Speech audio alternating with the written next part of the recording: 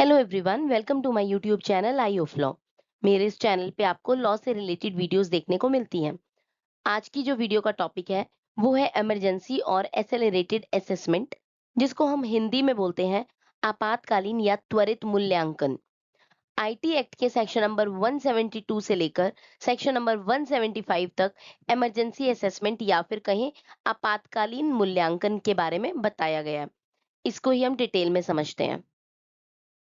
अगर हम बात करते हैं कि इंट्रोडक्शन और जनरल रूल की, तो section 41 of income tax act 1961 जो है वो एक स्टैंडर्ड असेसमेंट टाइमलाइन एस्टेब्लिश करता है। ठीक है, अब इस टाइमलाइन को समझने के लिए ना हमें दो मेजर टर्म्स को जानना जरूरी है, जो कि है प्रीवियस ईयर और असेसमेंट ईयर। देखिए, सबसे पहले प्रीवियस ईयर, जो कि सेक्शन नंबर 2 के 34 में दिया गया है सब सेक्शन में। ये वो फाइनेंशियल ईयर होता है जिसमें आप एक्चुअली इनकम अर्न करते हैं, यानी कि इनकम कमाते हैं। ठीक है, और दूसरा होता है असेसमेंट ईयर, जो कि सेक्शन नंबर 2 सबसेक्शन 9 में दिया गया है। ये प्रीवियस ईयर के ठीक अगला फाइनेंशियल ईयर होता है। ठीक है, जिसमें आपकी पिछले साल की कमाई हुई जो इनकम होती है ना, उसको इवेल्युएट किया जाता है और उस पर टैक्स लगाया जाता है।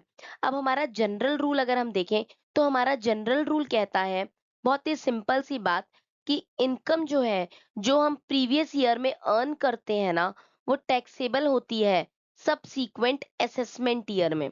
यानी कि जो हमारी अर्निंग साइकिल है और टैक्स कलेक्शन साइकिल है ना, दोनों को बिल्कुल सेपरेट रखा जाता है। ठीक है, मतलब मान लो कि मैंने इस साल पैसा कमाया 2025 और 26 में। ठीक है, तो इसका जो टैक्स होगा ना, ये अप्रैल 2026 से मार्च 2027 के बीच में मुझे पे करना होगा। ठीक है, तो 2025-26 जो है मेरा पीवाई होता है प्रीवियस ईयर, और 2026-27 मेरा होता है उस सैलरी के लिए असेसमेंट ईयर। ठीक है, लेकिन जो हम मेन टॉपिक है हमारा एस्केलेटेड असेसमेंट, इस रूल का एक एक्सेप्शन है। देखते हैं कैसे। देखिए, एसेलरेटेड असेसमेंट को इमरजेंसी असेसमेंट भी कहा जाता है। ठीक है, और ये जो इमरजेंसी असेसमेंट है, ये जनरल रूल, यानी कि प्रीवियस ईयर में पैसा कमाओ और उसका टैक्स असेसमेंट ईयर में भर दो। ठीक है, इस जनरल रूल का अपवाद है, एक्सेप्शन है। देखिए, ये जो हमारा इमरजेंसी असेसमेंट है ना, ये पूरे का पूरा concept doctrine of revenue protection पर बेस्ड है। अब अगर आपके एग्जाम में आता है what is doctrine of revenue protection, तो आप यही आंसर लिख कर आएंगे। डॉक्ट्राइन ऑफ रिवेन्यू प्रोटेक्शन का क्या मतलब है? इसका मतलब है कि गवर्नमेंट के रिवेन्यू को लॉस से बचाना, कि गवर्नमेंट को जो होने वाला रिवेन्यू है उसको लॉस से बचाओ। ऐसा जरूरी क्यों है? क्योंकि अगर डिपार्टमेंट स्टैंडर्ड तरीके से अगले साल यानी कि असेसमेंट ईयर का वेट करेगा, तो हो सकता है तब तक बहुत देर हो जाए। फॉर एग्जाम्पल, टैक्स पेयर हो सकता है इंडिया छोड़कर हमेशा के लिए चला जाए, जिसको हम कहते हैं डिसअपियर फ्रॉम द इंडिया, या अपना बिजनेस ही पूरी तरीके से बंद कर दे, जिसको हम कह रहे हैं डिसमेंटल देयर बिजनेस, या फिर टैक्स चोरी करने के लिए अपनी सारी एसेट को छुपा दे या फिर ट्रांसफर कर दे, जिसको हम कह रहे हैं हाइड और ट्रांसफर द एसेट्स। इसलिए बाय डेफिनेशन ये एक ऐसा स्टैट्यूटरी मैकेनिज्म है जो इनकम टैक्स डिपार्टमेंट को अलाउ करता है कि वो इनकम पर उसी फाइनेंशियल ईयर में टैक्स एसएससी से कलेक्ट कर लें। ठीक है, जिसमें उसने उसे कमाया है, जिस ईयर में पैसा कमाया गया है, उसी में ही टैक्स को कलेक्ट कर लें।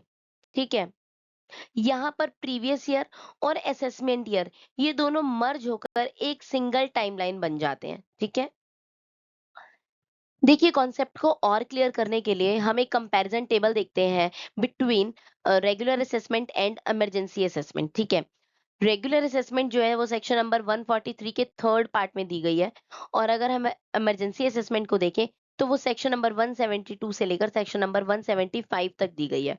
तो सबसे पहला डिफरेंस जो है वो टाइमलाइन के बेसिस पे आ रहा है।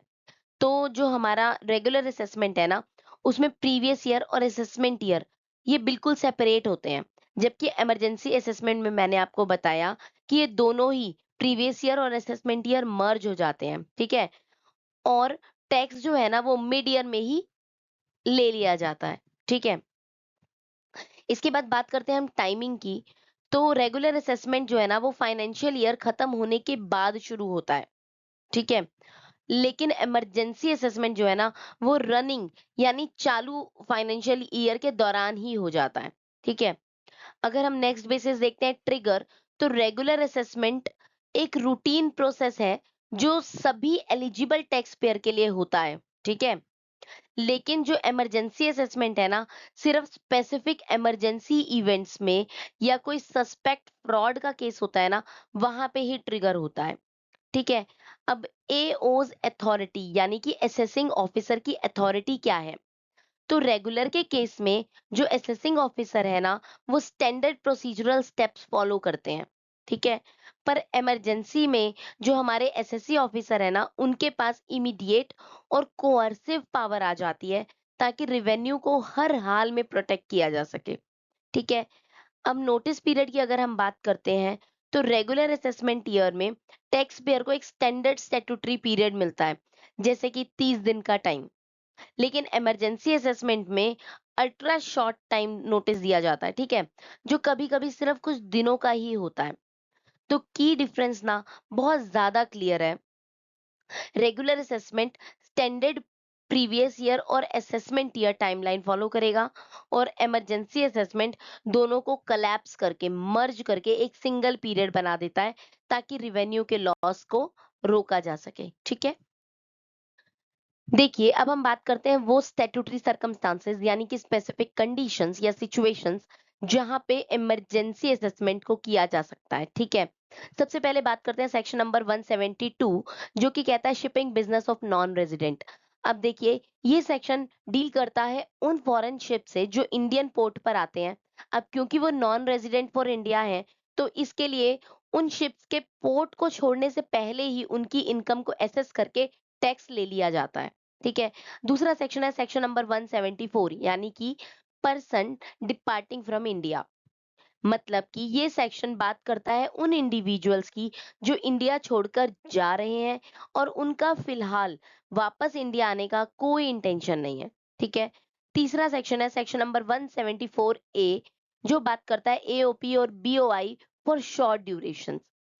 मतलब उन टेम्पररी एंटिटीज यानी एओपी एसोसिएशन ऑफ पर्सन या बीओआई बॉडी ऑफ इंडिविजुअल्स जो किसी शॉर्ट इवेंट या पर्पस के लिए बनाई गई थी और अब जल्दी ही डिसॉल्व होने वाली हैं। फोर्थ है 175 सेक्शन, मतलब transferring property to evade tax. अगर डिपार्टमेंट को लगता है कि कोई पर्सन टैक्स को चोरी करने के लिए फ्रॉडुलेंटली धोखे से अपनी एसेट्स या फिर अपनी प्रॉपर्टी को किसी के नाम पे ट्रांसफर कर रहा है, तो उसका असेसमेंट तुरंत कर लिया जाता है, ठीक है? इसके अलावा एक और पॉइंट हम इसके अंदर ऐड करेंगे, जो कि है सेक्शन नंबर 176, जो कि कहता है डिसकंटिन्यूड बिजनेस। जो उन बिजनेस पर लगता है जो साल के बीच में ही परमानेंटली बंद हो जाते हैं, ठीक है?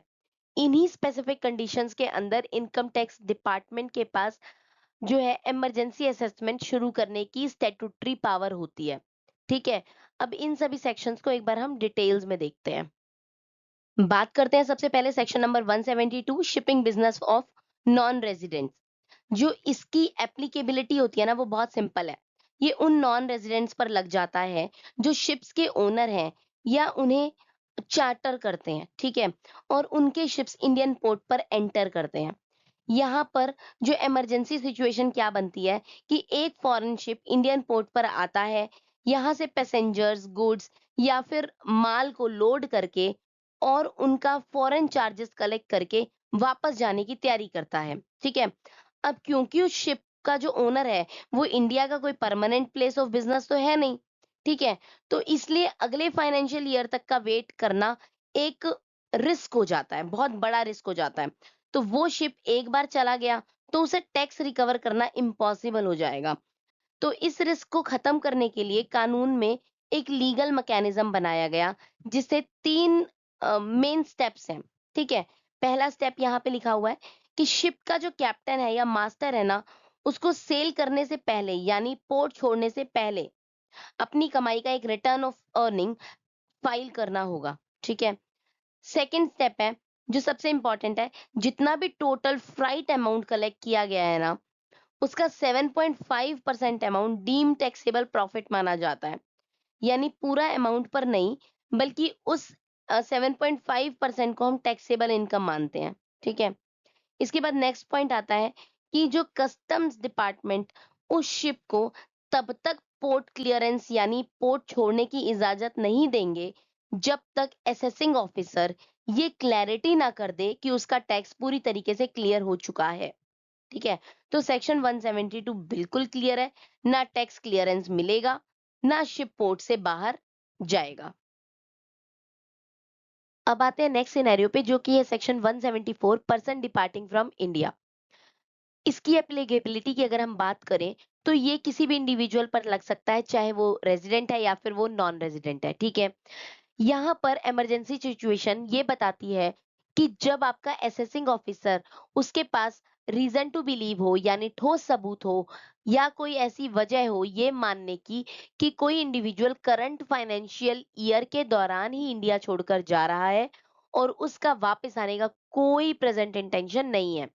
इसका सबसे बड़ा एग्जांपल है परमानेंटली माइग्रेट होना। ठीक है? ये सारे इसमें क्या होता है, जो बंदा होता है वो अपने सारे लोकल बैंक अकाउंट्स को ना क्लोज कर देता है। ऐसी सिचुएशन में डिपार्टमेंट लीगल मैकेनिज्म यूज करती है, वो 3 स्टेप्स में लिखा हुआ है। सबसे पहला, जो आपका असेसिंग ऑफिसर है, उस पर्सन की इनकम को कैलकुलेट करता है 1 अप्रैल से लेकर उसके एस्टिमेट डिपार्चर डेट तक। ठीक है? इसके बाद दूसरा स्टेप आता है, इस 1 अप्रैल टू डिपार्चर डेट के दौरान जो भी ब्रोकन पीरियड को एक सेपरेट टैक्सेबल यूनिट माना जाता है। ठीक है? यानी पूरे साल का वेट नहीं होगा, इस टूटे हुए पीरियड की इनकम को अलग से असेस किया जाएगा। थर्ड स्टेप आएगा, उस इंडिविजुअल को एक शॉर्ट टर्म नोटिस इशू किया जाता है, जिसमें उसे हिदायत दी जाती है कि वो अपना रिटर्न फाइल करे और इंडिया छोड़ने से पहले अपने सारे ड्यूज तुरंत पे करे। सिंपल शब्दों में अगर कहें, तो अगर आप हमेशा के लिए इंडिया छोड़ रहे हैं, तो सरकार पहले अपना हिसाब किताब पूरा करेगी, फिर आपको जाने देगी। अब आते हैं अपने अगले सेक्शन पे, यानी कि सेक्शन नंबर 174 ए, जो कि बात करता है एओपी और बीओआई फॉर शॉर्ट ड्यूरेशन। ठीक है? इसकी एप्लीकेबिलिटी होती है एसोसिएशन ऑफ पर्सन यानी कि एओपी पे, बॉडी ऑफ इंडिविजुअल्स यानी कि बीओआई पे, या किसी आर्टिफिशियल जुडिशियल पर्सन्स पर। ठीक है? अगर यहाँ पर इमरजेंसी सिचुएशन देखें, तो कुछ टेम्पररी एंटिटीज बनाई जाती हैं किसी ब्रीफ प्रोजेक्ट या फिर स्पेसिफिक इवेंट के लिए, जैसे कोई 2 वीक का मेगा इवेंट मैनेज करना हो। ठीक है? या कोई single short term construction project हो। जैसे ही वो काम खत्म हो जाएगा ना, तो ये एंटिटी खुद ही डिसॉल्व हो जाएंगी और सारे का सारा प्रॉफिट अपने मेंबर्स में डिस्ट्रीब्यूट करने के लिए तैयारी कर लेंगी। ठीक है? ऐसे में डिपार्टमेंट के सामने दिक्कत आती है कि अगर एंटिटी डिसॉल्व हो जाएंगी, तो बाद में टैक्स किस पर लगाएंगे। इसलिए इस प्रोविजन का मेन मकसद ये है कि प्रिवेंट प्रॉफिट स्कैटरिंग। ठीक है? प्रिवेंट प्रॉफिट स्कैटरिंग यानी एंटिटी का डिसॉल्व होने से पहले ही उसके मेंबर्स पर टैक्स लगा देना। ठीक है? इसके लीगल मैकेनिज्म में 3 स्टेप शामिल हैं। वही सबसे पहले एओ ऐसी एंटिटी को आइडेंटिफाई करता है जो उसी सेम फाइनेंशियल ईयर के अंदर डिसॉल्व होने वाली हैं। ठीक है? दूसरा, अप्रैल 1 से लेकर उस जो उस एंटिटी है, उसके एक्सपेक्टेड डिसोल्यूशन की डेट तक की पूरी इनकम को कैलकुलेट किया जाता है। तीसरा, टैक्स को तुरंत एसएससी किया जाता है, एसएससी को दे दिया जाता है बल्कि, ताकि जो एंटिटी के मेंबर्स है ना, वो अनटैक्स्ड प्रॉफिट्स लेकर अलग-अलग ना हो सके। ठीक है? स्कैटर ना हो जाए वो सारे मेंबर्स। तो इन शॉर्ट अगर हम बात करें, तो बिजनेस खत्म तो टैक्स का हिसाब भी तुरंत ही खत्म करो। ठीक है? देखिए, अब नेक्स्ट है section number 175, property transfer to evade tax. ठीक है? इसकी एप्लीकेबिलिटी उन टैक्स पेयर पर होती है जो फिलहाल किसी टैक्स प्रोसीडिंग या फिर इन्वेस्टिगेशंस को फेस कर रहे हैं।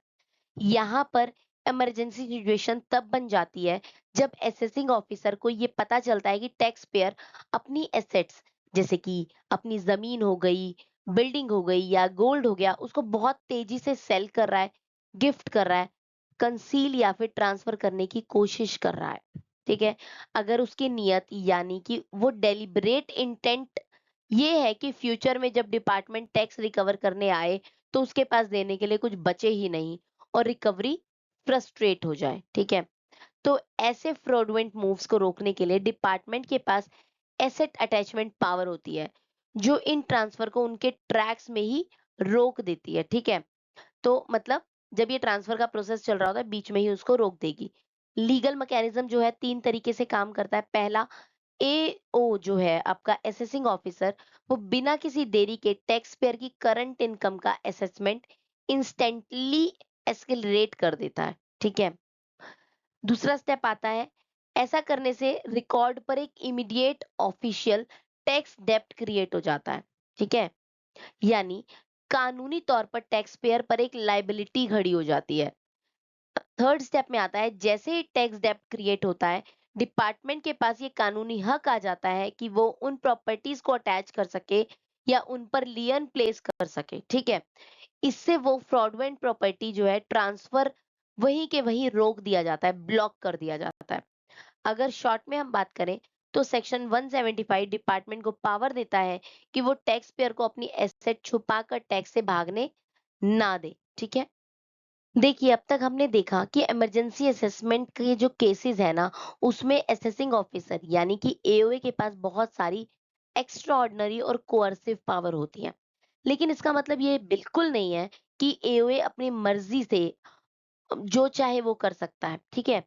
कानून ने एओ पर ना कुछ स्ट्रिक्ट बाउंड्रीज या फिर रिस्ट्रिक्शंस लगाई हैं, ताकि इन पावर्स का जो है ना, वो मिसयूज ना हो सके, ठीक है? अब ये देखो, ये जो सेफगार्ड्स हैं या फिर जो बाउंड्रीज हैं, वो लिमिटेशंस है, वो कौन सी हैं? पहला है रिकॉर्डिंग रीजन टू बिलीव, ठीक है? एओ सिर्फ शक के बुनियाद पर हवा में असेसमेंट शुरू नहीं कर सकता। उसके पास एक ठोस सबूत होना चाहिए, एक ऑब्जेक्टिव और टेंजिबल मटेरियल होना चाहिए, जैसे कि टैक्स पेयर की एक वन वे इंटरनेशनल टिकट दिखा दे वो, प्रॉपर्टी लिक्विडेशन के क्लियर सबूत होंगे उसके पास, या बिजनेस क्लोजर के डॉक्यूमेंट्स होंगे। और सबसे जरूरी बात, एओ को ये सारे जो रीजंस है ना, वो फॉर्मली रिकेट मतलब रिटर्न में देने होंगे, ठीक है? रिटर्न उसका रिटर्न रिकॉर्ड रखना पड़ेगा, ठीक है? सेकंड पॉइंट आता है, प्रिंसिपल ऑफ नेचुरल जस्टिस, ठीक है? अब देखिए, चाहे इमरजेंसी सिचुएशन हो और नोटिस पीरियड को शॉर्ट करके 1 हफ्ते या उससे भी कम कर दिया गया हो, फिर भी टैक्स पेयर को एक reasonable opportunity of being heard दी जानी चाहिए, ठीक है? यानी टैक्स पेयर को जो है वो अपनी इनकम और सिचुएशन को एक्सप्लेन करने का मौका जरूर दिया जाना चाहिए। इसके बाद थर्ड पॉइंट आता है हमारा, जो सबसे ज्यादा बड़ा सेफगार्ड है, judicial review under section under article 226। देखिए, अगर टैक्स पेयर को लगता है कि उसके साथ गलत हुआ है, तो वो रिट पिटीशन के जरिए डायरेक्टली हाई कोर्ट को अप्रोच कर सकता है। कोर्ट एओए के रिकॉर्डिंग रीजंस, बाकी जो भी जितने भी सबूत हैं, इनको स्ट्रिक्टली इंस्पेक्ट करेगी, ठीक है? अगर एओए के रीजन वेग है, धुंधले हैं, ठीक है, या उनमें कोई कमी है, बिना किसी सॉलिड एविडेंस के हैं, तो कोर्ट उस पूरे इमरजेंसी असेसमेंट को क्वाश यानी कि कैंसिल कर सकती है, ठीक है? तो इन शॉर्ट अगर हम बात करें, तो कानून ने जहां डिपार्टमेंट को कुछ पावर दिया ना, वहीं टैक्स पेयर के राइट को प्रोटेक्ट करने के लिए सॉलिड चेक्स एंड बैलेंसेस भी रखे हुए हैं, ठीक है? चलिए, इस पूरे के पूरे लेक्चर को हम रैप अप करते हैं और कुछ 6 पॉइंट्स के अंदर क्लियर करते हैं दोबारा से, क्विक रिवीजन के टाइप में।